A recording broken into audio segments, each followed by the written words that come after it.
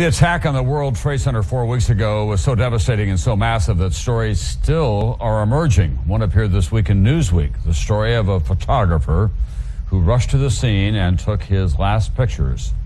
They survived. He didn't. Tonight, the story of Bill Biggart, told by his wife, Wendy Doremus, in her own words.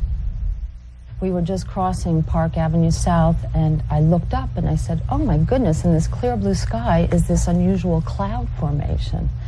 And typical New York, somebody piped up in the street and said, well, a plane just hit the World Trade Center. So what we did was we just went directly home, and Bill went into the room where he keeps his cameras and started packing them up. And I said, are you going to go down there? And he said, yes.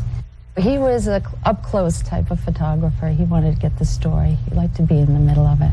He left, and then about 15 minutes later, the first building collapsed. And I said, oh my God, this is... And then he'd heard, it was as if New York had stopped. Everybody was on the streets looking up, the cars had stopped. For some reason, I got through on the cell phone to him. And I told him, I said, the first building is down. I said, they've hit the Pentagon. I wanted to warn him. And he said, I'm safe, I'm with the firemen, and I'll see you in 20 minutes. Bill always wanted to take the pictures of the people. He was down there with the firemen. He was interested not necessarily in the building itself coming down, but in the people that were working around Ground Zero. And all his photographs are basically like that. He's almost a portrait photographer in a war zone.